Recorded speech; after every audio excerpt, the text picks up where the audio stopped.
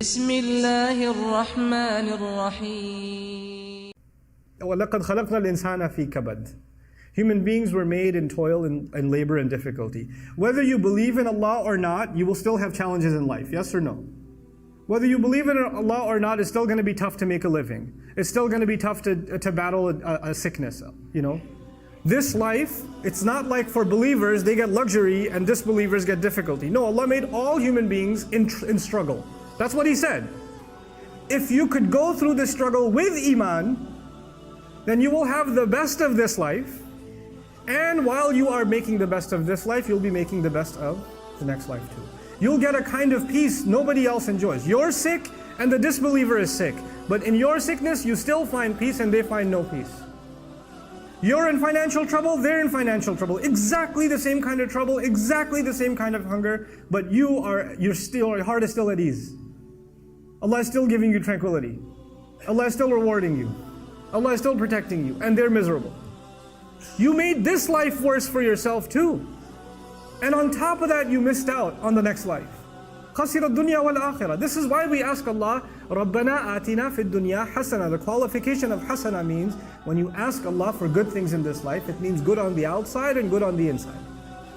Good as in beautiful, tasty, enjoyable from the outside. And good for my next life. Actually good for me in the long run. Building my akhirah at the same time. This is رَبَّنَا آتِنَا فِي الدُّنْيَا حَسَنَةً. And therefore, وَفِي الْآخِرَةِ حَسَنَةً. And as a result, good in the next life.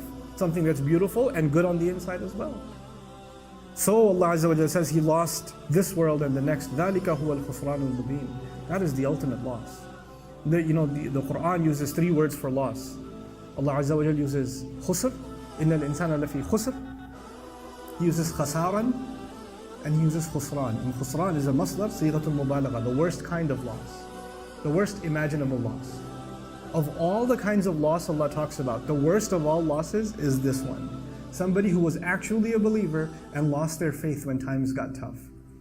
And as a result, they lost this life and the next life, and they had it all. Allah had everything laid out for them. Everything was laid out for them. Allah Azza wa Jalla will describe الَّذِينَ يَرِثُونَ الْفِرْدَوْسِ. About believers, He says they will inherit paradise. Strange word. Allah didn't say, in many places He says they will enter paradise. But in Surah Al-Mu'minun, He says they will inherit paradise. Now you know that inheritance is actually something that, is handed down to you because your family owned it already. And that's actually how the Prophet ﷺ described it. There's 2 explanations of it. Jannah was actually given to our father, Adam alayhi salam. And so already we're qualified for it. So we're going to get it in mirath. We're going to inherit it. But another beautiful hadith that I read when I was studying the meaning of wiratha and actually studying Firdaus, incredible statement of the Prophet ﷺ. He says Allah made a house in Firdaus for every human being. Not just every believer, every human being. But some people just didn't want to go. So when believers get there, there's going to be a lot of empty homes.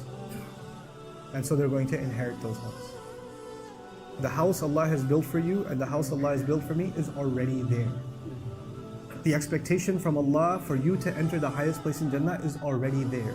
Don't mess it up. Don't fall off the edge. Don't lose your faith in Allah. Just think of these tough times as just Allah wanting to see what price you're willing to pay for that house.